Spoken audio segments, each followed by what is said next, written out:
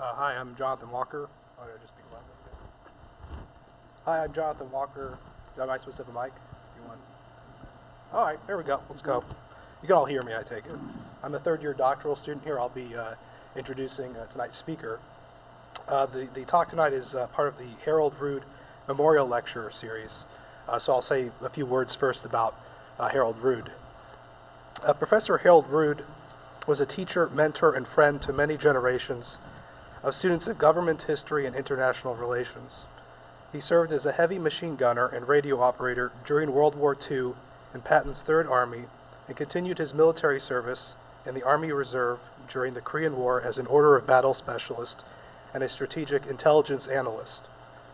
He also served on the staff and faculty of the 6th Army Intelligence School. Dr. Rood earned his BA and his Ph.D. in political science from the University of California, Berkeley, and began teaching in 1962 at Claremont Men's College, now Claremont McKenna College, where he became the W.M. Keck Foundation Professor of International Strategic Studies.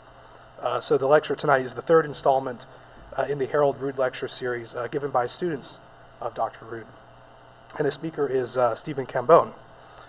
Dr. Cambone is the founder of Adirondack Advisors, LLC. He serves on the boards of the Rumsfeld Foundation, a very generous organization, and several early-stage and startup companies. From 2007 to 2012, he held senior corporate positions at QinetiQ North America. He served in the George W. Bush administration as the second-ranking Department of Defense policy official and as the first Undersecretary of Defense for Policy. During the 90s, he served on several congressionally mandated commissions, one on ballistic missile threats to the United States, and the other on the organization and management of the space assets of the United States.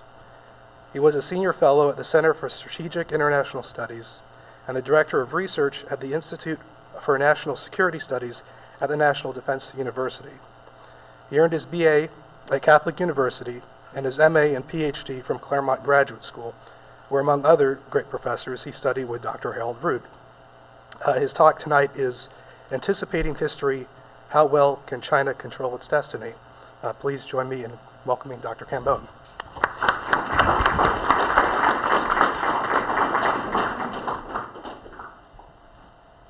Well, thank you, everyone. It's a pleasure to be here. Dr. Craig reminds me that this is my second time here. The first time was so long ago that I'm embarrassed to admit I vaguely remember having come down. And that was because in the late 80s, there was so much going on in my own world of things that my wife will attest that I missed most of the second half of the 80s. So my apologies, Nikki, for not having recalled the last time I was with all of you. I do remember the stories he told, however. I just couldn't place them in time. So that may be a function of age. And I'm beginning to think that any of the remedies for poor memory that are being invented these days, it's time for me to start. So each of us who have had the privilege of attending even one of Dr. Rood's classes has an indelible impression of a slight, wispy-haired, soft-spoken gentleman teaching us about the hard realities of life as they were made manifest in the relations among nations. Dr. J.D. Crouch and Dr. Chris Harmon, who delivered the first and second Rood lectures, have, if any of you attended those lectures, recalled for you Dr. Rood in vivid tones. And so I'm not going to spend much time on Professor Rood's personality and his way of commanding the classroom. But I do want to focus on how it is that he made of himself, arguably, one of the most influential, and again, arguably, least well-known, at least outside his circle of colleagues and students, teacher of statesmanship. Right? So we want to focus a bit on that question of statesmanship. And in making the assertion about his being most influential and not very well known, I include in that circle those who study and practice in whole or in part the arts of molding and shaping the character of citizens, creating and or defending the nation and the state, and teaching about how to govern in ways best suited to assure the well-being of and fairness, if not justice, but fairness for the governed. Dr. Rood's students have taught and led universities and colleges. Dr. Arnn was one of his students. They have done that with distinction, teaching successive generations little about what they should think and a great deal about how to think. And Dr. Rood's students have served in the public domain with distinction as well, leading foundations and nonprofit organizations, and in the legislative and executive branches and agencies of government, both at the state and national level. And it's noteworthy that the branches of the Rood genealogy from which these students have evolved evince similarities in temperament, thoughtfulness, patience, and determination of the original root stock of Dr. Rood himself.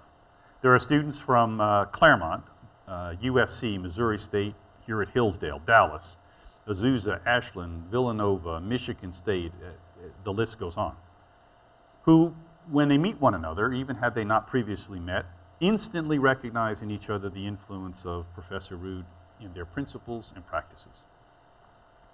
Now, as easily as he expressed himself in the classroom, Dr. Rood was in nearly the same measure resistant to putting his thoughts into writing. Those of us who witnessed it will never forget and will always be grateful to Dr. Harry Jaffa. Some of you have heard of and may have met Professor Jaffa, for badgering Dr. Rood into writing his only book-length publication entitled Kingdoms of the Blind. And it's still around, and you can probably find it here in the Hillsdale Library, I suspect.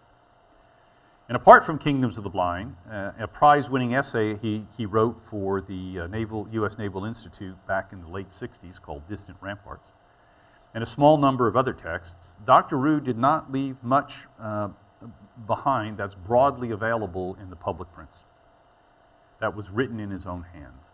And for that reason, we're also grateful to Dr. Crouch and to another party who is responsible for putting these lectures together, Dr. Pat Garrity, who is down at the University of Virginia, for putting together a book that they just recently published on Dr. Rood's teaching, entitled, You Run the Show, or The Show Runs You.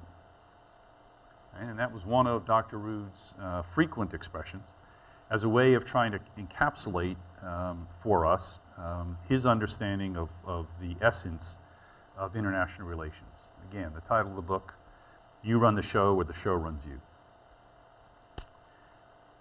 So let me go to Dr. Rood's thought. He had the view that international relations are unforgiving, simply and utterly unforgiving. He opens Kingdoms of the Blind in the following way. It is not a defect to pray for peace and to hope there will be no war, but those who predict war have statistics on their side. Those who predict everlasting peace are always wrong. Nations who are comfortable in the status quo prefer peace. Those that would overset the status quo to establish a new order in the world will resort to force if it is within their capability to do so.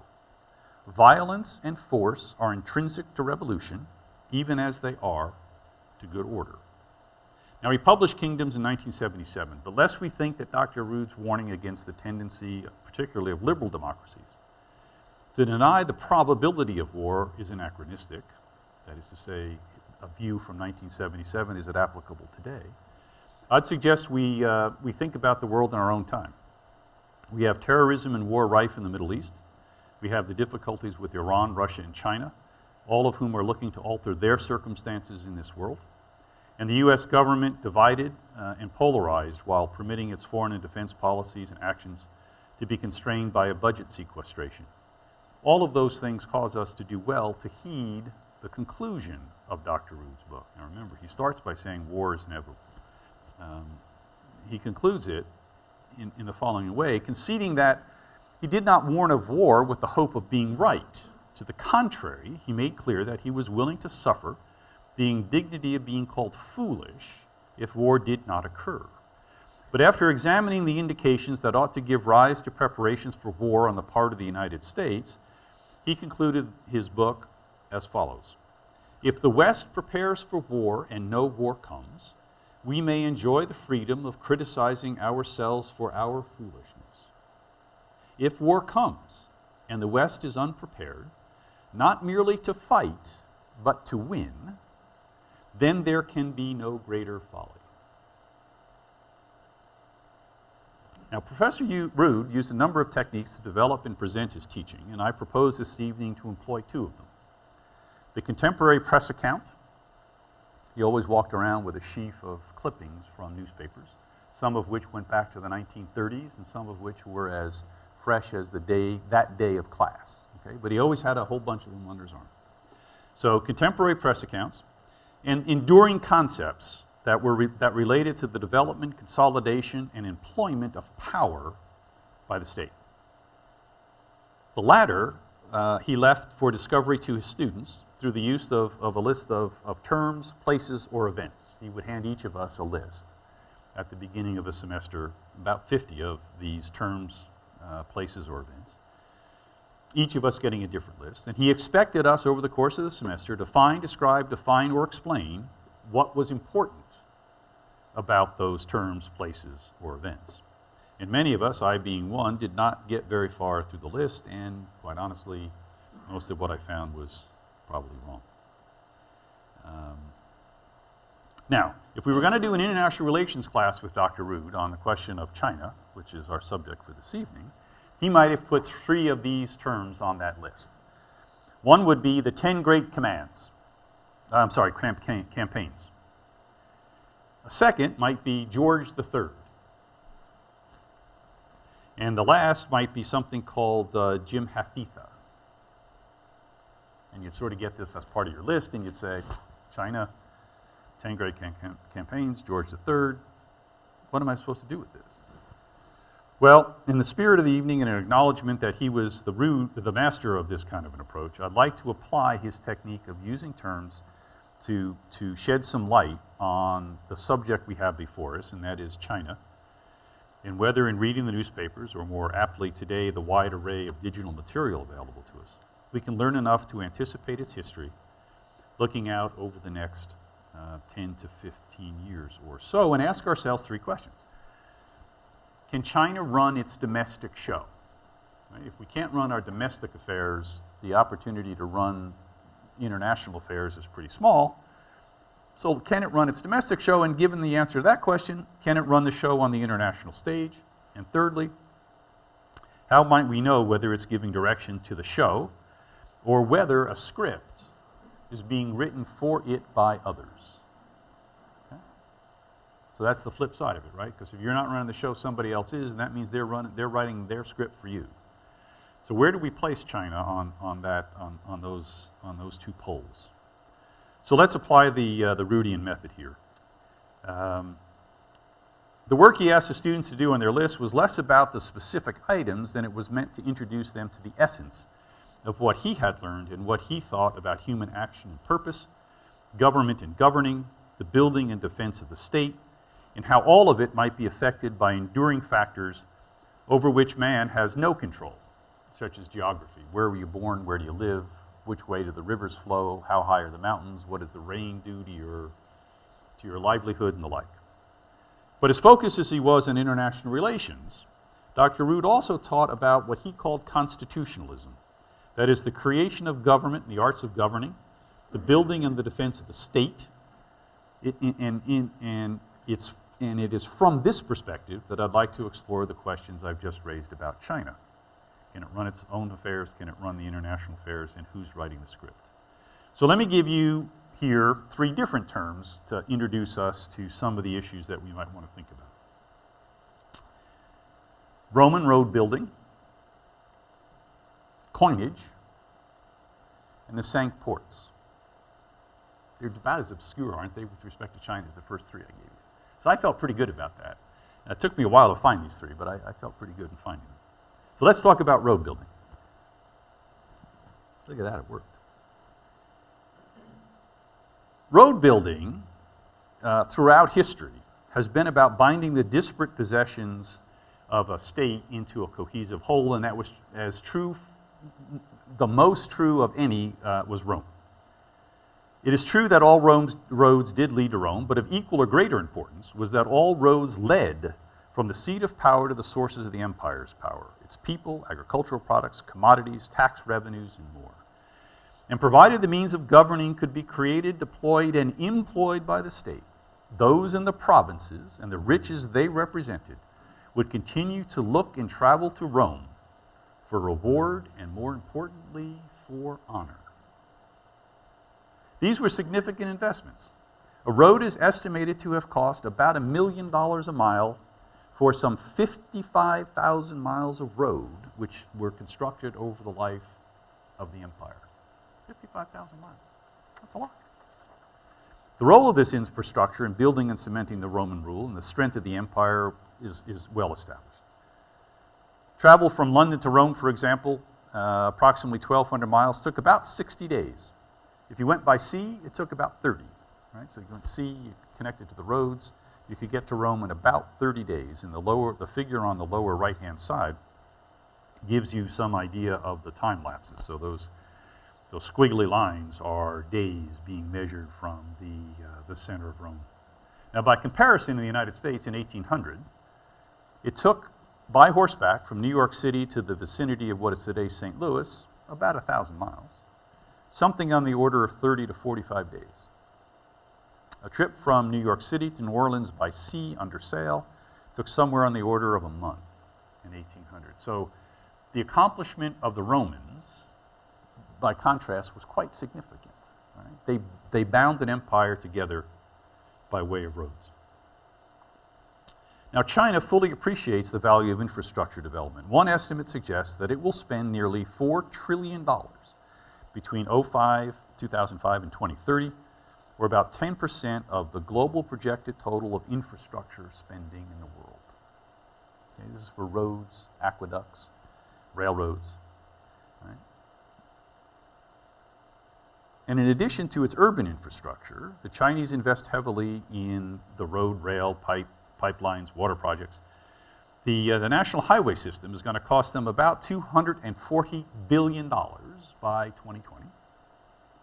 They plan to spend about $300 billion on high-speed rail projects during the first decade of this century. And it turns out, because life is good, today's newspaper, there's a supplement in the Washington Post, which details for you the effort being made by the Chinese to build high-speed rail throughout the country, what they're willing to spend, and what they expect to get as a result of that investment in tying together the coast with the inner part of the country and the north with the south. And in fact, the statistics that the Chinese pull out are in fact measured by east to west and north to south.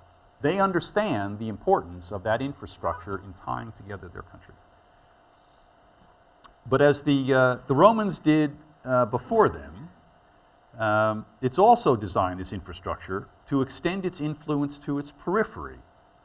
China now has 5 of the top 10 and 7 of the top 15 container ports.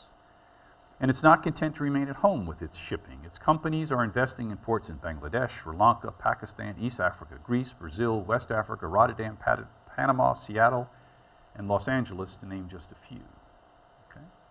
And by the way, it's looking to finance the building of a new Central American canal along the oft-considered route through Nicaragua. This is all infrastructure spending. Okay? And you look at it and you say, oh, it's just infrastructure. But if we go back and remember, right, how the Romans used infrastructure and think about how we here in the United States have used infrastructure, one could argue that there is some plan here. But they've made investments to extend their road and rail lines to western China and from there all the way to Western Europe, with termini in Germany and Spain and spurs to Moscow and south through Iran, Pakistan, India, and into Southeast Asia. They're making extraordinary loans for bringing Central Asian oil and gas into China and consumer goods from China to Central Asia. And if that weren't sufficient, that is to say its penetration into the Central Asian landmass, and oh, by the way, into the South China Seas and all of the rest, the Chinese have also made of themselves observers on the Arctic Council by way of preserving for themselves the opportunity to open passage through the Arctic as the ice melts for Chinese goods, cutting the time it takes to get from China to Europe nearly in half, as opposed to going all the way around through the Indian Ocean and up through the Panama Canal and on into the Mediterranean. All of this effort aims to make China the center of a global network of surface and seaborne transit, supported by a domestic infrastructure able to efficiently manufacture and transport internally the raw, semi-finished, and finished products that make up the global supply chain. And we have not even touched upon its investments in IT, services, steel, cement, shipbuilding, automobile manufacturing, aerospace, coal, natural gas extraction, and other industries. Infrastructure. So let's talk about coinage. Coinage is here represented by an English noble up there in the upper right-hand corner. It was first issued by the Royal Mint of Edward III. Now, the Royal Mint continues to provide currency at the direction of Her Majesty's Treasury. Now, coins were originally not currency, but actual money. They had, the thing itself had value. And that's still the case. The thing down the lower left-hand side is called the Royal Manx, and it's still in circulation. But as trade became commonplace, and the need to replace barter with transactions involving some more portable form of money, states became the source either of the coins themselves, or as in the case of England, both the mint and the guarantor of the value ascribed to the coin, even those it minted for others, by the way. And the state began to guarantee the weight and standard established for that coin.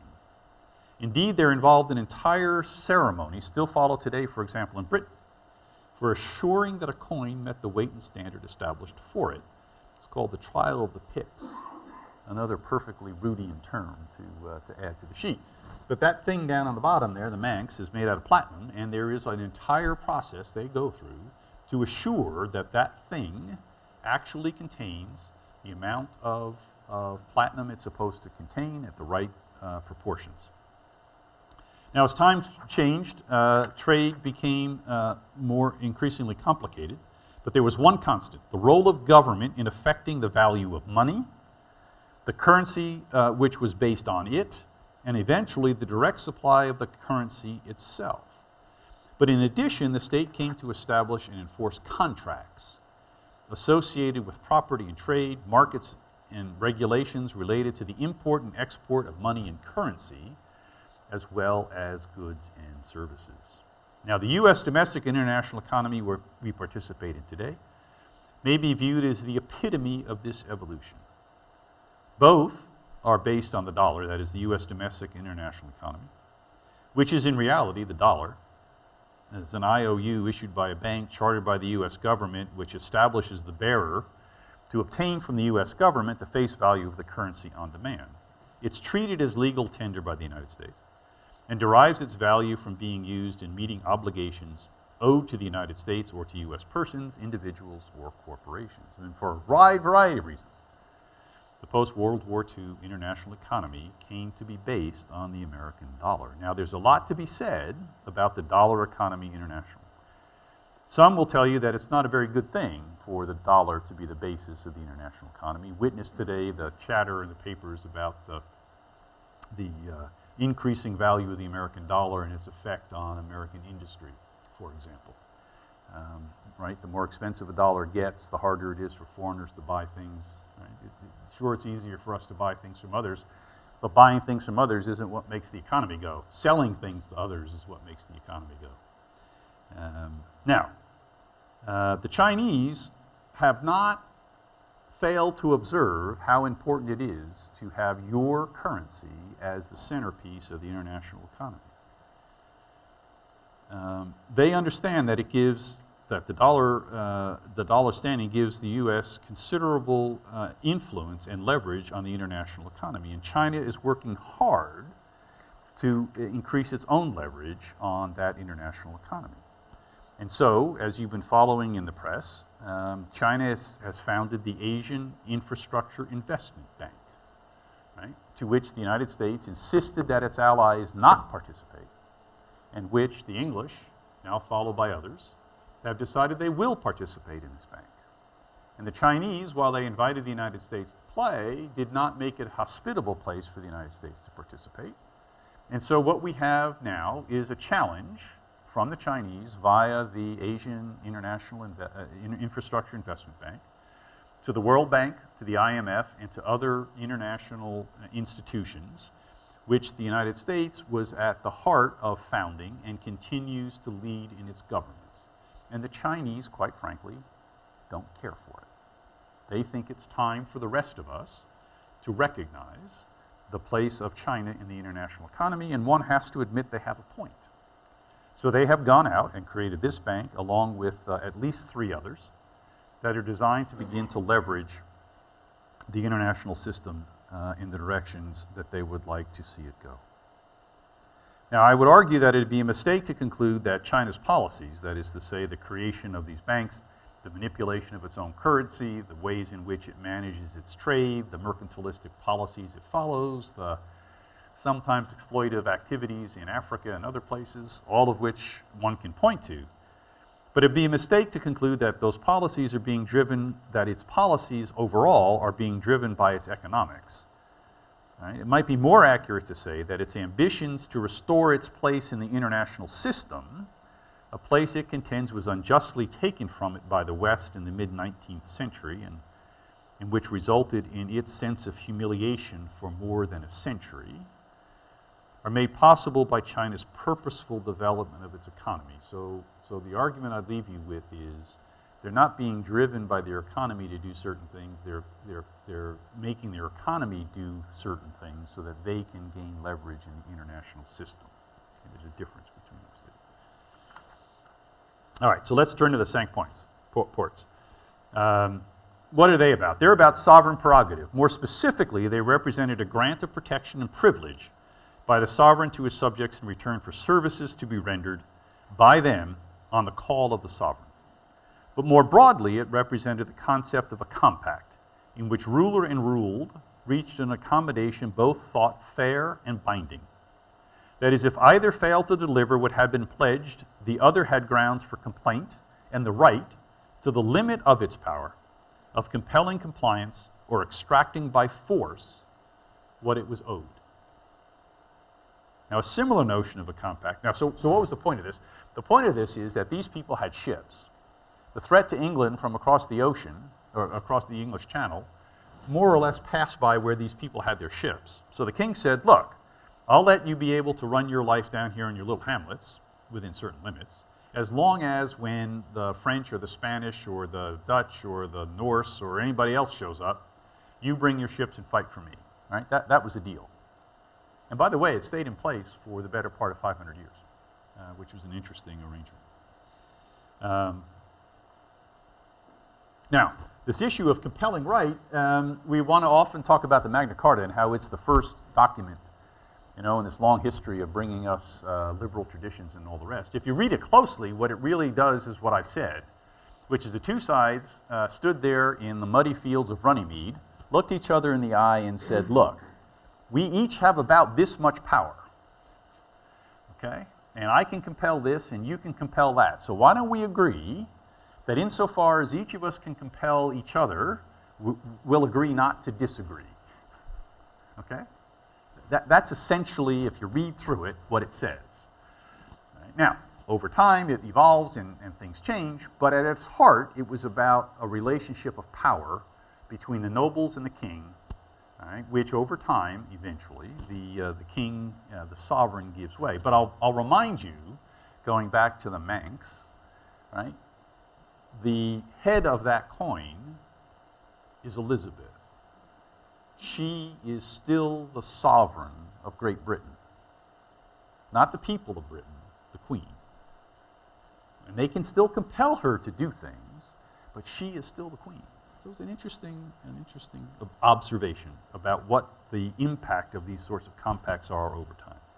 Now, a compact is at the heart of of Chinese governance as well. But it differs from that of kings in the West, who claim their sovereignty by strict heredity, divine right, or both.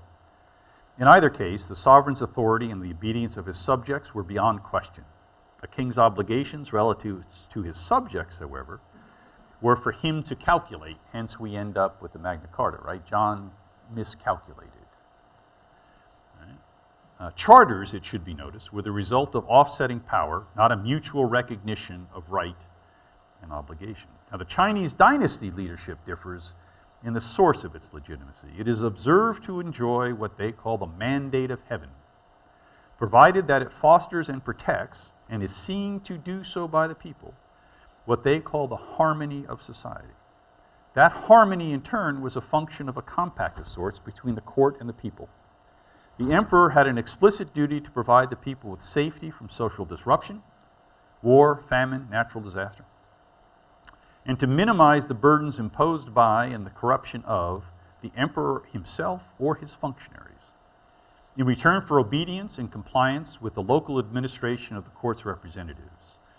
Now, those representatives were trained in the Confucian tradition and the arts of administration and were, so far as it is possible to imagine, impartial administrators of the law, until, of course, they became corrupt.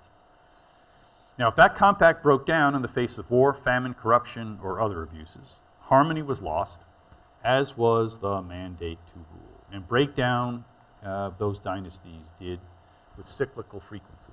You notice they last about 200-300 years, a dynasty.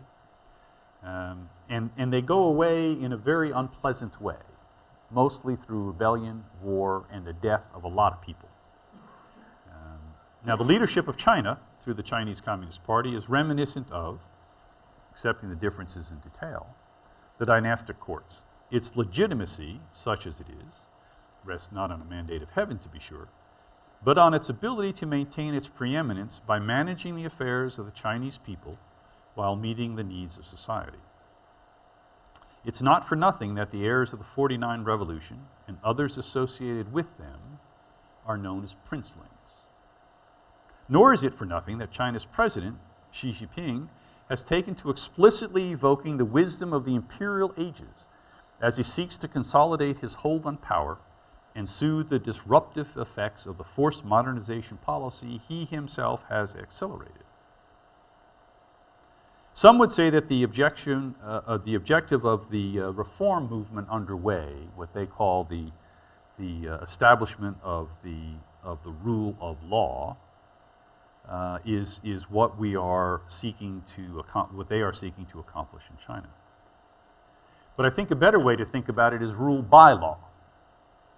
Right? Let's change the preposition. It's not the rule of law, it's the rule by law, because by making that change, what you do is you acknowledge that the Communist Party of China is in fact the rule-making body and is with respect to its rules and law that political society is to be regulated and run. So it is their way, that is to say the promotion of the rule by law, of promoting the authority of the Communist Party. Now, the difficulty they have is that the Communist Party cadres, is that there can be nothing disinterested in their rule, even at the local levels. Okay? Because the way that the Communist Party is set up and the economy is set up, the local cadres are responsible for providing for the well-being of the local populations, which means in the end providing for their own continued rule. And therefore, they are stuck with this problem of having at one and the same time to keep the economy improving in order to stay in their positions of authority. Right? They can't, by tradition and history, a decline in the well-being of the people means nearly by definition the failure of the legitimacy of the ruling entity. Therefore, you find yourself in the position, in order to maintain your legitimacy and rule, continuing to improve the economy. Okay? So that's the problem that they have set for themselves in this compact relationship that they have made with the Chinese people. So let's turn to this question of anticipating history and use the economy as a point for stepping off. we've been trying to lay the predicate that China has, as have states through history, used its ability to tax, spend, mint currency, make internal improvements, manage and direct external trade and investment, and maintain a monopoly on political power and violence to reshape its domestic and foreign circumstances. In the nearly 40 years since Deng Xiaoping launched the still ongoing reform movement, the growth in China's capacity to manage its own affairs and to modernize its country has been absolutely breathtaking. Its economy, these charts may be hard to read, but let me just sort of sketch it for you. It will have a GDP that will have gone from some $130 billion in 1981 to nearly $10 trillion by 2015. And within that economy, per capita income will have grown to more than $3,500 a head, from less than $250 in 1981. And the poverty rate will have fallen from more than 80% to about 10% by 2010. And if you look at the chart on your left, right, that is an absolutely breathtaking accomplishment by any measure. Okay? And there are some comparisons there for other countries for you to look at. And the Chinese middle class has grown from practically non-existent 20 years ago to roughly half the total population. The total population, I'll remind you, is 1.3 billion people. The middle class in China, except for the moment the differences in standards and all the rest, but a middle class as it is understood in China is today twice the size of the population of the United States, but only half the total population of China. So you begin to get a sense of the magnitude of the accomplishment of what they have done. Okay? This is good stuff. Now, China's success is the result of a calculated policy, as I suggested earlier, followed very rigorously, though flexibly adapted, to circumstances that emphasize growth by means of enforced savings. Remember, this is a communist country. Enforced savings to generate high investment rates, to underwrite an export-oriented economy that depended on inexpensive and surplus labor to gain an advantage in prices in the global market. Okay? That's what they did. They said, look, we can crack this code. We got more people than we can stand. We can pull enough money out of the economy to invest in the factories that make the cheap clothes that everybody's going to buy. And over time, they moved from making cheap shoes to making cheap electronics to now making more sophisticated electronics. But the underlying theory of the economy has remained the same. Okay? Now, the formula is not new. It's been tried and found effective throughout Asia in the 80s and the 90s. But growth generated by the formula has not been sustainable in historical experience. So what you see here is a chart that outlines from time zero, it's not by date, but it's by interval of time, that every one of those economies eventually falls off this high level of investment. Right? Because you just can't sustain high levels of investment indefinitely, because the underlying and integral factors of the economy begin to prevent you from doing that. Okay? And so what happens is there is this thing that arises that people have been able to identify that's called the middle income trap. And the chart's got a lot of theory on it and all the rest, but what it really says is, at a certain point, you either run out of cheap labor, excess investment, or you saturate the market.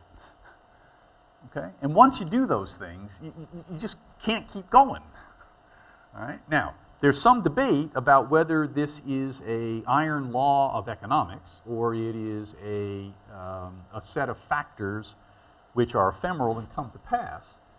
But it is observable that any number of countries have gone through this, and it is equally observable what it takes to get out of it. All right? And you see that listed here on the right side of the chart, right? Which is you've got to get productivity up to offset your wage increases. So for every time it costs me another $1 to hire somebody, I got to get more productivity out of them, else I'm losing ground, right? If productivity stays the same and cost goes up, what happens to profit? It disappears, right? So you got to get more productivity. You got to educate people to get what's called the knowledge economy, and you got to master innovation all right? And you have to reduce the reliance on processing export. What does that mean? What did the Chinese do? How did they make their living? They brought in the piece parts, they assembled them, and then they shipped them back out. Right? So the iconic example is the iPhone, right, for which their value add in the production of an iPhone is pennies on the dollar. Okay? Because the designs are here, the parts are made elsewhere, they bring them in, they assemble them, and they ship them far cheaper than anybody can, but their actual value derived is quite low. So how do you get to the point where you design the iPhone, you produce the component parts, you also assemble it and you send it out, right? Or you reverse the flow. You send the piece parts out for others to do the processing and you reap the rewards. Either way will work, but continuing on the same path is probably not going to get them there.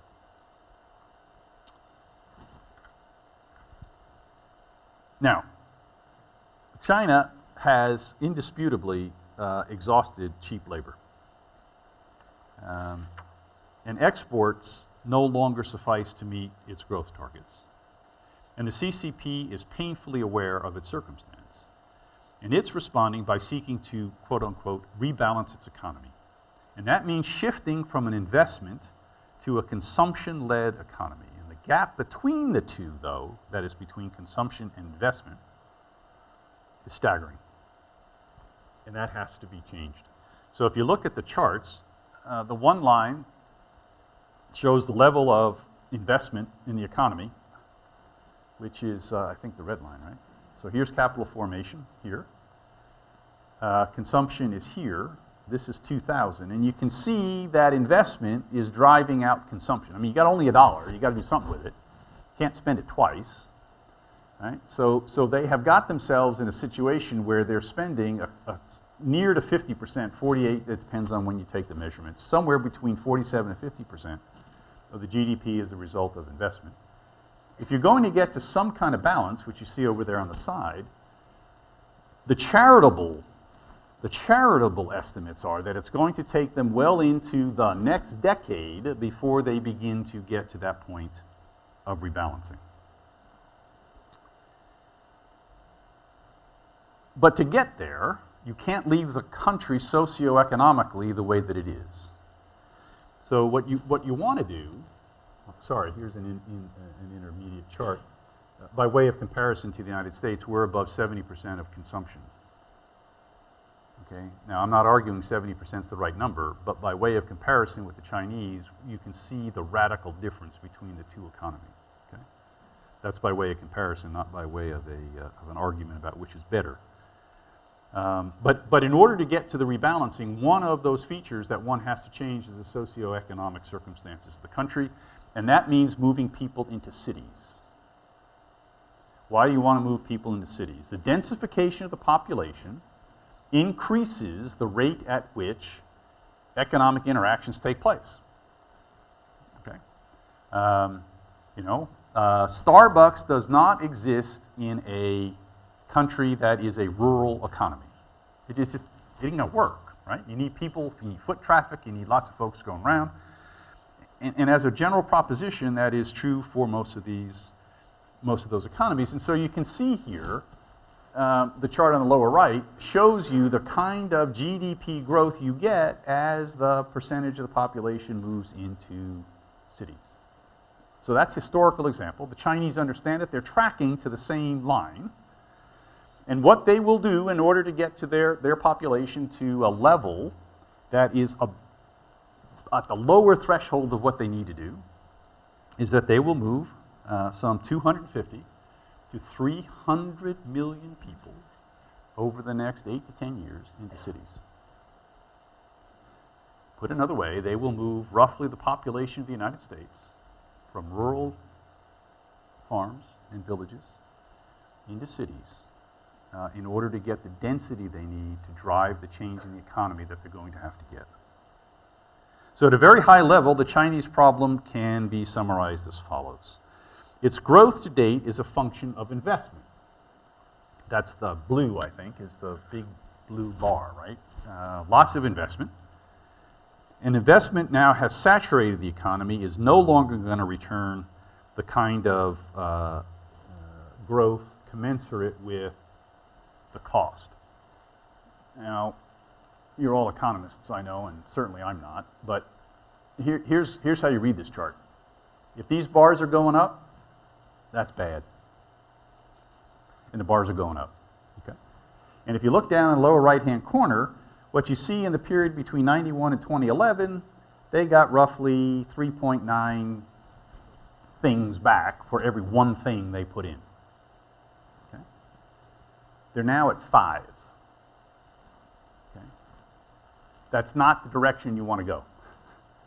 This means that your cost, the investment you are making is returning less with each dollar, each one that you put in, and therefore you got to go to consumption to drive the economy to generate the kind of growth that you're going to need.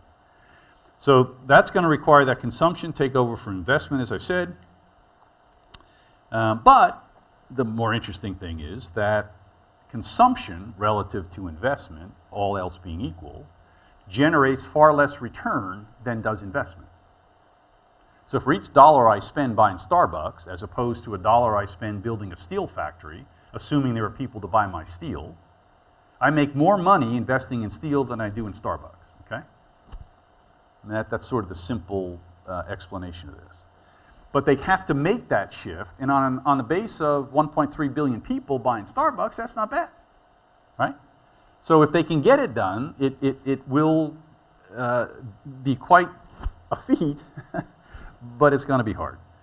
So the other thing we talked about was total factor productivity.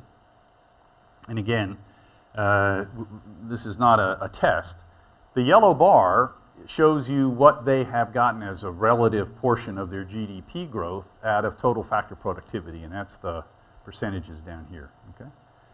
That number here is a function in 2007 and 6 and 7, that big jump, is finally realizing all of the goodness from all of the investment they had made in all those previous years, doing better what everybody else did in making shoes, iPads, iPods, toaster ovens, and God knows what else we bought from China. But by that point, they had maxed out, okay? And what's total factor productivity? Management, skills, better processes, right? All of those things that are sort of the soft side of making the economy go. So they've maxed out on that, and for them to get to the kind of total factor productivity that will take over the investment growth is unachievable. It's never been done in history, so there's no reason to even begin to think that they're going to be able to do it here. From the point of view of labor productivity in particular, the Chinese on this curve, and you want to be higher on the curve and above the curve if you can get there, that's where you'd like to be. They live down here on the wrong side of the curve all the way down to the bottom, and here you see it blown out for them. So the productivity of their labor per se has never really been the driver on their economies. And in order to get to a more productive force in a service economy, which is what's at the root of a consumption economy, means a very different educational system and a very different social system than they have had over the last 50 years. Okay? That's not a criticism, it's a fact. Okay? You've got to make those adjustments in order to be able to be successful.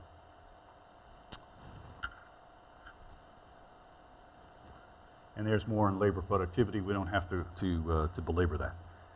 So when you see that you make this change, the economies I showed you earlier, where you saw the dip in the investment curve, well, this is the drop in the following 10 years in their GDP, all right, as they have made that shift. So and this is by percentage points. So if your economy was growing,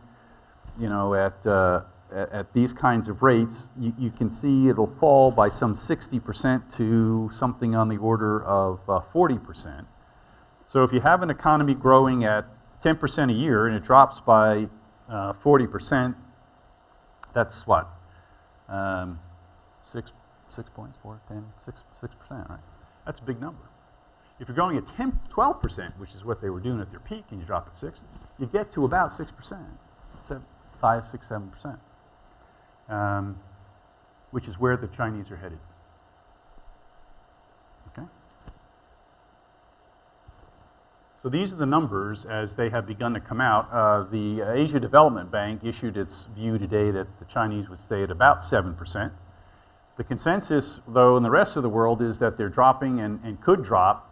As you see here, the Conference Board has them in the first 5 years of the next decade down below 4% a year in growth. Now, that's better than we're doing. We're struggling to stay above 2. Okay, so this is not bad performance in the absolute, but if you're trying to support the transition of the economy we just talked about, if you're trying to have enough money in people's pockets to go to Starbucks, and if you're, oh, by the way, going to leave enough money in their pockets to pay for their old mothers, their old fathers, their older grandfathers and grandmothers, and, oh, by the way, educate their kids, provide for their own Social Security, and manage their lives as that new middle class we talked about before, 4% is probably not enough, which is why there is a certain amount of hand-wringing taking place within the Chinese party, Communist Party, as time goes on. This is a graphic representation of how you might see those numbers change. And here what we see is, how much time it takes to actually get that rebalancing done. So for the Japanese, their growth spurt you see here. For the Chinese to get to the point where they can balance out their economy, maybe from the years of expansion, which for the Chinese date to roughly, you can take your pick, you can go to 1979, you can go to 1990, go to 2000, take your pick. It's going to take a long time. So what that suggests is that they have a struggle ahead of them that is nothing compared to the free ride, essentially, that they have had, economically speaking, over the last 3 decades. In terms of their growth, this is just meant to say what's the difference if you grow at one percentage number as opposed to another. And at the high end, if you grow at, let's say, 7.5%, you got an $80 trillion economy out in the 2030 timeframe. If you grow at 3.5%, which is not an impossible number for them, it's roughly half of that. Okay. So we're talking big numbers here. Okay. This is not small potatoes. We're talking about very large numbers. All right? And overhanging all of this is their debt, which you may have been following in the papers. It's now up above 250%. It has grown at a rate 3 times the economy over the last 5 years. And sooner or later, even though most of that debt is owned by the state, somebody has to pay for it. Right? Somebody has to pay for it. Even if it's only the people who now don't have the wherewithal to pay for grandma and grandpa, mom and dad, the kids, the schooling, the house, the mortgage, right, all those other kinds of things, even though the state keeps rolling over the bonds, if you don't have money in your pocket, you're going to begin to feel the effect. So where does that leave us? I think that the Chinese want to run the show. There's no question that they do. They talk about it in ways that are unambiguous and hard not to credit when they say Asia should look after its own security. The United States has mismanaged the international economy. We're going to form an Asia infrastructure investment bank. We, China, are the centerpiece of the trade relationships here in the Eastern Pacific. They are unambiguous about it. They are unambiguous about talking about the changing international circumstances, creating new opportunities that had never existed before, and now is the time for them to take advantage. They are unabashed in talking about these things. But at the same time, they have to be able to deliver on the economic capabilities at the same time that they are trying to assert their place in the international system. They've got to be able to sustain themselves at home. So the Chinese have established 2 centenary goals. and again, depending upon how you measure GDP per capita, right, you're going to see a fluctuation in numbers. Sometimes it's 10, sometimes it's 8. That's not important. What's important is the relative numbers that you see here between and among these various countries. And if you look at the performance of China here, the width, by the way, the bar is the size of the population relative to the other bars, okay? So here's a very big population with a relatively low per capita income. Here's the United States sitting over here at 50. Here's the Chinese on this particular scale at 10. And who's ahead of them? Well, let's see. Egypt, South Africa, Brazil, Mexico, Russia, Japan, Germany, okay?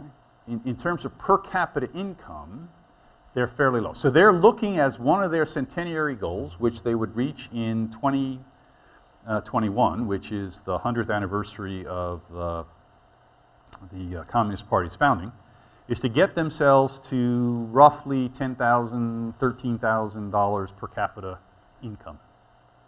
Okay? Now, what I just showed you suggests that that's going to be a sporting proposition. Okay?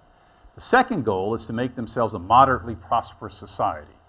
And I'd suggest to you that that means getting up into this neighborhood someplace, relatively speaking, all right, so that there isn't an underlying unease in the population if there are, let's say, glitches in the performance of the economy. Okay? I mean, so the Chinese, faced with the financial crisis in 2008, pumped billions of dollars. We put in whatever the number was, trillion something. They put in, we put 789 billion, right? Wasn't that the number of TARP, something like that? They put in scads more than that, right? And they did it, if you go back and look at those investment charts, you see a big spike in 2008 and 9. They did it to stave off any possibility of there being social unrest as that international system began to affect the domestic economy in China. They couldn't stand that proposition, and so they spent a lot of money to put it off. As time goes on, the population becomes more demanding, costs go up, money gets tighter, this gets harder to do. Okay? Now, I'm not here to tell you that they are on the verge of collapsing, but I am here to say that it is not going to be easier. So what have they done? They have said, Xi has, that it is time for us to start talking about the Chinese dream. Right? Chinese dream.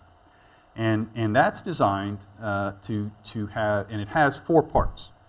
China needs to be strong economically, politically, and diplomatically, right?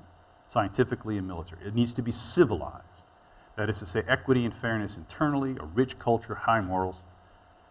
It needs to have amity among its social classes, and it needs to have a healthy environment. So those are sort of the components of it.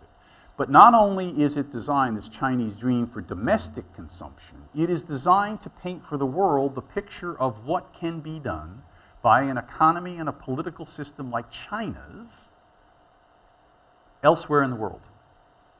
Because there are other states, Kazakhstan, right? Kenya, South Africa, Nigeria, right? Start thinking of those places where you find a great deal of Chinese interaction and interest. The proposition is this Chinese dream is adaptable by them for their circumstances. And they too can succeed just as China has succeeded. And if they follow the Chinese method, then they can prosper. And China, for its part, will find itself as being the new leader of the international system, right? Because it will have propagated that method by which people do well. And the definition of leadership is being able to help others to do well. So the Chinese say, look, that's how we're going to go about doing this. So they are laying the root in this notion of the dream, both as a way of telling the folks, look, we're on the verge of a great success here on the one hand, and telling the world that this success of China is good for you too, so don't be nervous as you watch us grow. Not an unreasonable thing for them to do. But as we suggested a few moments ago, they do have their difficulties, because if you want to create, here's the BRICS Bank, the the Brazilians, the Russians, and so forth. The development banks, this is money currency, right? These are all international systems which you see they have created shadow organizations behind on the global scene. You've got to have an economy, domestic economy, that is going to be able to support that kind of behavior in the international system. So you not only have to walk the walk, you got to talk the talk, you got to walk the walk. Okay, that's what it boils down to. And for the Chinese, they're coming up on a moment here where it's going to be increasingly difficult for them to do so. Not impossible, but increasingly difficult. And therefore, one has to wonder, are they going to be able to run the show domestically? And even if they can, do they have enough left over to run it internationally? So what else do you want to look at? Well, one last thing, okay? I said they got to have a different way of approaching education. They need a knowledge economy and all the rest. That means you need to have the wherewithal for people to learn, to debate, to fight with one another, to argue, to disagree. These are the 7 no's, I think, that have been put out recently. They coincide with some of the events that have taken place in Hong Kong. There is a massive campaign underway to suppress universities and free speech. There is a directive underway to avoid talking about Western institutions and civilization. They are not appropriate for debate in China. Okay? So there is, at the very same time that they need this burst of energy and that kind of innovation that comes from an open society to help them grow, there is at the same time a clamping down of the very forces that are likely to help them do it. Okay? So again, you see the kind of contradiction that lives inside that economy. Now, let's close where we began. What were the 10 campaigns? Nobody here knows, do you? Terrible, terrible. I didn't either.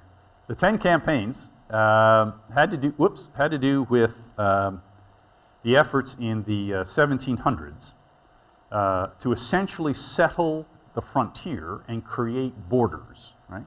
The distinction between frontiers and borders being, a border is a place we all demarcate and one side and the other knows where it is and respects it and enforces it. A frontier is where folks just kind of wash back and forth without ever sort of recognizing where they are.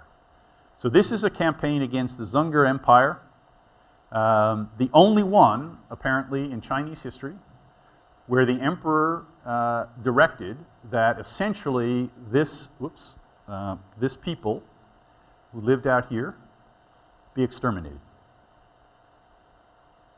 And they were. Some 700,000 of them, after a not very long period of time, couldn't be found. That neighborhood is where the Uyghurs live. Right? That is Xinjiang, the new frontier, the place where they are worried to death about the rise of Muslim insurgencies, and where they are engaged in a massive crackdown to prevent there being an insurrection in that part of the world. They are mortally afraid of the spread of jihadism from Afghanistan and Pakistan up into that part of China where they will lose control. So remember I talked about the roads and reaching out. Right? What they're worried about is that there is coming back, right, a tidal wave of Muslim insurrection that puts their investment out there and the legitimacy of the country, of the party rather, at risk. And what about George III? Well, it turns out in 1793, George, having lost the colonies, decides he's going to go make his fortune in China, sends an embassy out there to go visit the emperor. The emperor says, as you can see here, look, George, you're a nice enough guy, okay? But you got nothing I want. And you certainly have nothing I need. And if you read this letter on, I mean, it's just unbelievable. He says, look, if I let your people come up here, are they really going to act like Chinese? And if I send my people to you, are you going to treat them with the dignity they deserve? We can't have this. Okay? And at this period of time, anybody who wasn't Chinese was still referred to as a barbarian. Okay? Now, the upshot of this, right, is eventually the British decide that they can get some trade, but they are sending massive amounts of silver into China because it's used as coins, money, and there isn't enough of it in China because there were still 450 million people at this time to buy tea. And if you're saying, wait a minute, we grow this stuff called opium, which we can trade for tea. Hence the origin of the Opium War. Hence we end up with unequal treaties. Hence we end up with a century of humiliation. Okay? This all begins roughly 1840, 1850. And if we think back over our own history, this is about the period of the American Civil War, and all of us can remember, right, the implications of that for the country and what it means. The Chinese do as well. They get it. And they understand what it means to lose control, just like the emperor did, to lose control over their circumstances and find themselves at the mercy of the West. So those 7 no's are not surprising, right, for a communist party that is looking to maintain control. And last, we talked about the issue of being able to go out in the world and the port city, whose name I can never properly pronounce. It is right over here. It's Sri Lanka. And Admiral He, in 14 umpty squat, took a big old armada all over the Indian Ocean, all the way to the east coast of Africa. And there traded freely and established a trade economy that is the rival of the world. Okay? For reasons, again, having to do with the court not wanting to be adulterated by foreign influences, they closed off his efforts to develop the trade here. This down here is a map of international trade routes, and on it are those places where the Chinese have in fact made those investments that I talked to you about earlier in terms of ports. Damn if they don't look just about the same. Now that's because geography is geography, people are people, goods are goods, and trade is trade. And the Chinese understand it, and they are looking to take advantage of it. Right?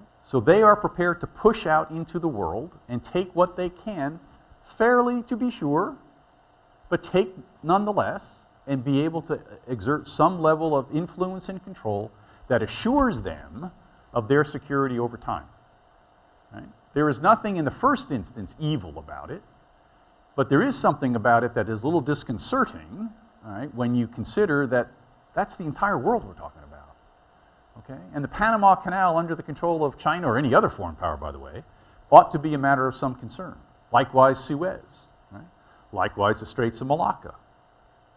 So as the Chinese go through the next iteration and look to establish their control over those places, one has to be attentive. And lastly, the geography is enduring. I told you they were looking to build a railroad. This is a schematic of the ongoing effort. The train has already gone from Chongqing all the way to Duisburg, Germany. And they delivered HP computers. Okay? And they did it faster than you can do it by ship. And that train line, as I said earlier, has spurs that run off in every direction. Looks like a spider web. Okay?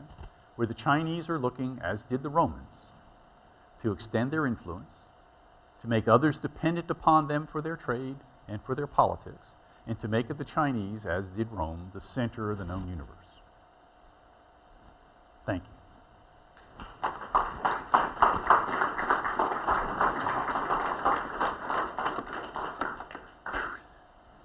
Well, it wasn't quite 2 hours. I tried. I was going to...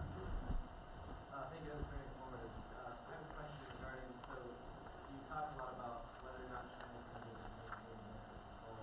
Yep. You're talking about that's not likely, perhaps possible, as been present before. But what about if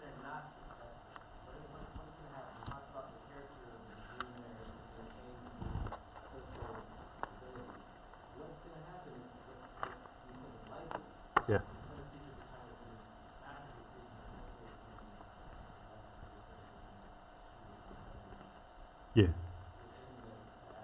within the aftermath? Well, the increase in spending has gone on before he got there. The percentage increase by him is not greater than it's been in the past, but the base off of which that percentage is being generated is much bigger, right? So he's got a $10 trillion economy, where his predecessor had a $3 trillion economy. 10% of 10 is a lot more than 10% of 3, right? So that's the first point. Second point is, what's taking place is the police are becoming more ubiquitous. And the PLA, in terms of the ground forces, are attempting to become a more professional army, right? And so that's a little unsettling in its own right. Its former role, and still its constitutional role, by the way, is as the protector of the Communist Party. So that the PLA is actually an instrument of the Communist Party, not of the state. And so, if one sees that transition occur, that is, that the PLA becomes a instrument of the state, one ought to see the People's Police become more powerful, and they are. You've seen the Coast Guard become more powerful. They consolidated piece parts of it, okay? And so that civilian agency has become much more powerful. So a lot of the fisheries enforcement is taking place by the Coast Guard, not by the PLA Navy. But on the other hand, you ask yourself the question, what is China going to do with a 1.3 million man army? Well, let's just go back and read the 10 campaigns. Where were the others fought? Oh, by the way, there were 3 or 4 of them in that other part. There are 3 of them, I think, further out there in the west, 1 up in Mongolia, and the remainder were in Burma and Vietnam. Now, why is Burma interesting? How many of you remember World War II? What about Burma?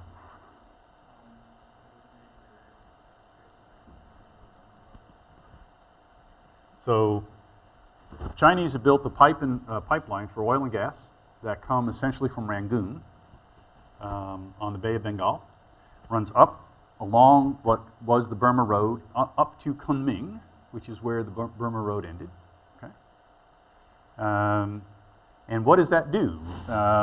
That places them in a position flanking Bangladesh and ultimately India, where, oh, by the way, if you just go around the corner on the map, the Indians and the Chinese dispute the territory, which, if it goes to the Chinese, leaves them in a position to sweep down the valleys of the Brahmaputra right into the plains of India.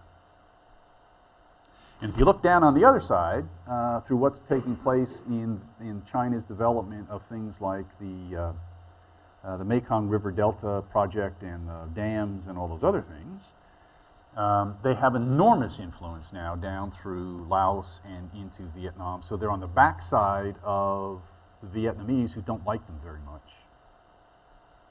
So you think back to where we were in 1979 when China was going to teach the Vietnamese a lesson, right? So what they did in 2014 is they taught them a different lesson. They put a multi-billion-dollar oil rig off their coast and said, yes, you claim this portion of the sea, but you know what? There's nothing you can do about this. There wasn't. Right? And not 2 weeks after the Chinese removed the oil rig, who's in Beijing but the foreign minister looking for a deal? These things are immutable. The only question is, what are the circumstances under which they come to pass? Okay. So what's the outcome if the economy goes bad? Well, some people are arguing that what we just talked about is a function of trying to divert attention inside the country to more nationalistic activity. I don't happen to think that's right. I think the two are related, but not coincident. But we do know what happens in China when the people become unhappy. Right? They fought a massive civil war over a very long period of time, and millions of people died. Tiananmen Square shook the foundations of the regime to its very core. Hong Kong was not a good experience. They managed it much better than they did Tiananmen Square. But Hong Kong isn't finished. The election is still to be held. Taiwan still has an election coming. There is concern about the way in which things are shaping up in Canton and in Shanghai. They've cracked down on gambling in Macau. Right? They're cracking down on corruption. All of this is designed to clamp down on the populace to assure that there isn't an uprising, in my view. So this is anticipatory. Yeah? I have a question about your Morrison rule of law has to do with the cracking down on corruption that you just mentioned. There was, I remember a bunch of news articles that came out recently about presidents cracking down on corruption throughout the party and throughout the PLA, like just recently sacked a bunch of PLA officers that are all moved up the party. So is that indicative of any change in the character of the regime changing from rule of the party that makes the law to actual rule of the law? And there's some others about requiring officials to swear opinion in the Constitution. I'm not sure the nature of their Constitution is. Yeah, no, fair enough. I don't think my observation that the proper preposition is by, not of. Okay, so the crackdown, corruption is one of those things which brought down earlier dynasties. When the people are broadly unaware of the corruption can go unabated. We live in an environment where, different in the past when they became attentive to it in China, but we live in this environment where the so-called netizens get on Twitter and they start going on about it. Right? There are 653 million Chinese internet users. There are over 1 billion smartphones. Okay? These people are connected to one another. They see it, they talk about it, they know what's going on. So the party, if it's going to maintain its legitimacy, has got to turn to the people and say, we don't like it either. So cracking down has at least two benefits. One is to sustain the legitimacy of the party by telling the people that the party doesn't accept the corruption of its own. And it will purge those who abuse the people. So please trust us. We're looking out after you. Right, we've all heard that one before. All right, so that's the first argument. The second argument, or the second purpose it serves, is it actually does purge the people you don't want. Okay, so you get a twofer here. So these aren't just show trials to get rid of certain people because it will play well. They are also people who belong to other factions. Right? Some of them belonging to Hu Jintao and the previous leadership there, and it helps to solidify his control. Now, there's one little mystery which I think is enormously interesting in light of what we just said about Burma. One of the guys they got for corruption has been charged with supporting the insurgency inside of Burma, right, with Chinese assistance.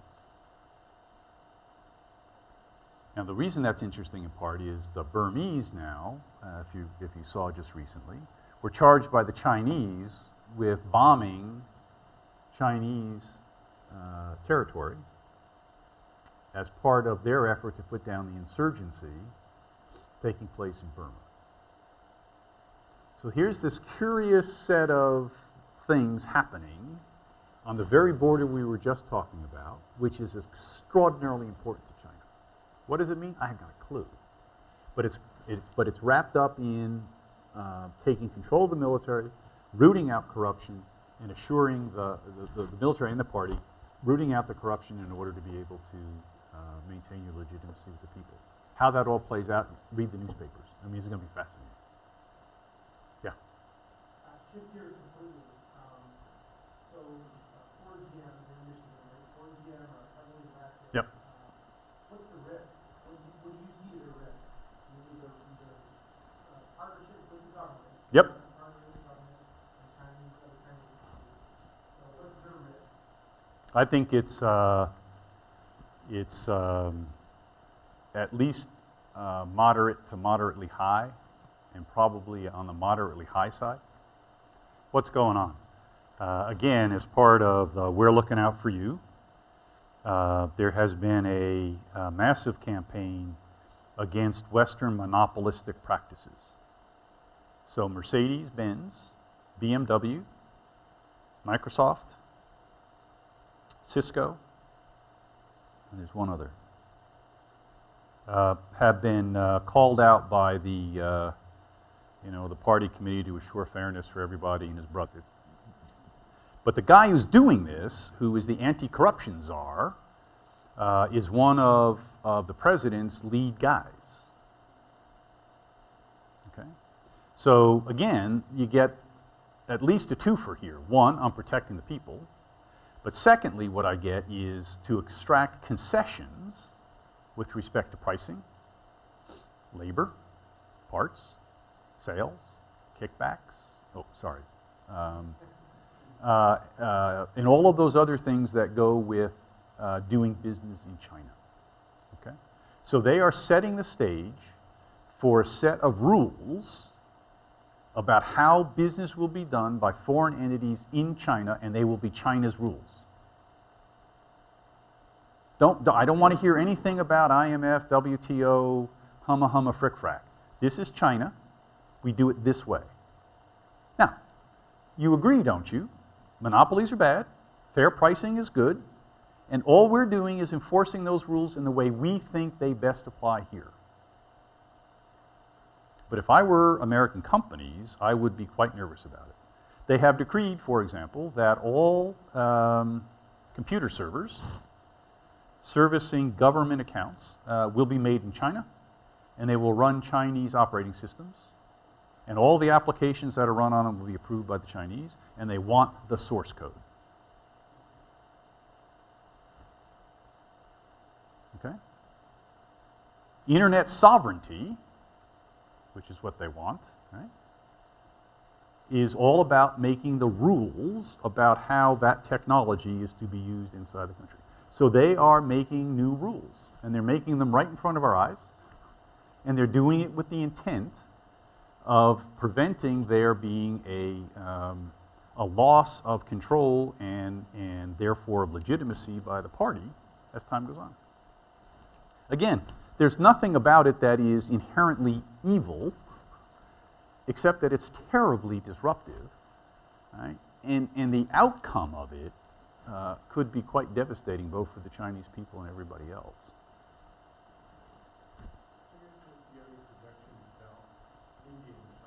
Yeah. India is another huge country that doesn't seem to have long powerful moments in these problems as well. Yeah, it's funny. India has nearly the same size population. It's likely to grow, the projections are 5 to 7 to 9% over this coming period of time, and the Chinese will be at 4, 5, and 6. They're at a much lower base, as we saw on the other chart. The Indians are person for person, every bit as entrepreneurial, business savvy, tech savvy, entrepreneurial, go down the list. What they don't have the benefit of, and I use that word advisedly, is the kind of central government which has, for China to this point, marshaled that energy and controlled that energy in a way that propelled that enormous growth in capability.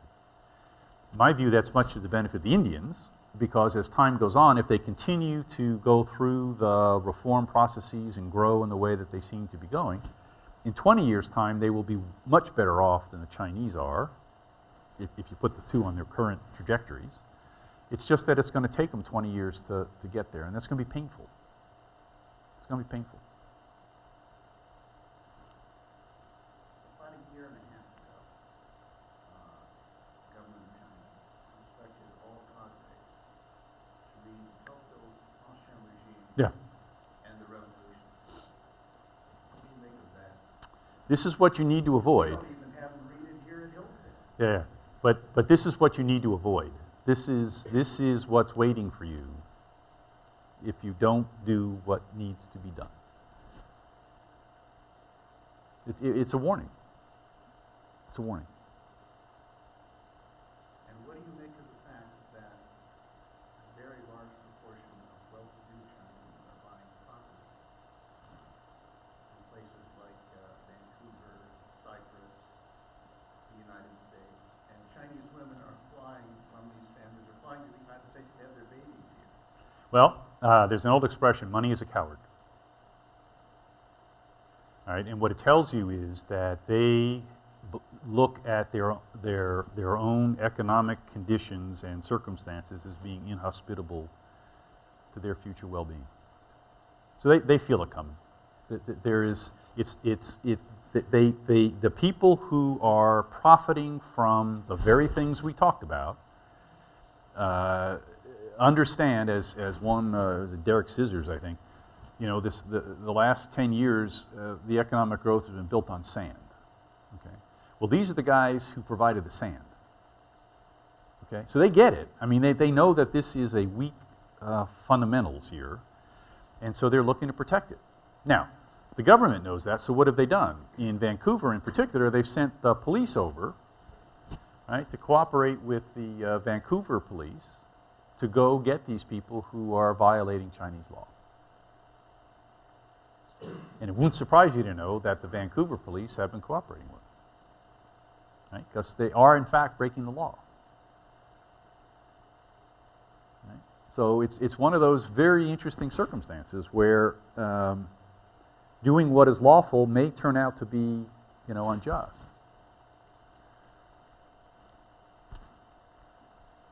Yeah.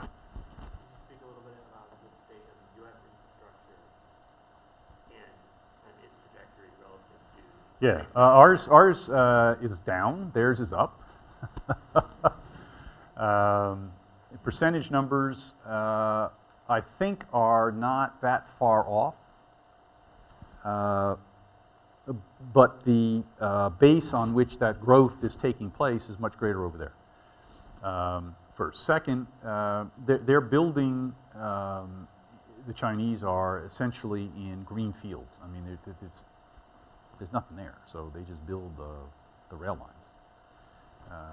There hasn't been to date environmental concerns. Three Gorges Dam. If we have to build the dam and, you know, 100 million people are going to get drowned, it's really too bad. I mean, we'll help them get out of there, but, you know, that's not our problem. So they are less concerned about those things. So their return for the money they're spending in terms of track laid or miles of track laid or roads built or something is probably higher for each dollar that they're spending. You know, we spent an enormous amount of money, something in the neighborhood of $400 billion is the number in the back of my head, on the U.S. highway system. You know, the Eisenhower highway system in the 50s, which is commensurate with what the kind of money they're spending. So it's not that they are spending in excess of need. They're probably spending in places where they don't need to, where they're not getting the return that they might get. Okay, and we're not spending enough. Right? We've got a much older infrastructure. Right? It's the same thing with phones. I mean, why are there so many handsets over there and so few telephones in people's houses? Well, because they didn't start with telephones in their houses. They started with telephones in their hands. Right? So if you start out there, the ease of modernization going forward is a lot easier, isn't it? One last one. You all done? I wear you out? Who was the first one to nod off? Huh? Mickey. Yeah. Figured as much. All right. Well, thank you very much.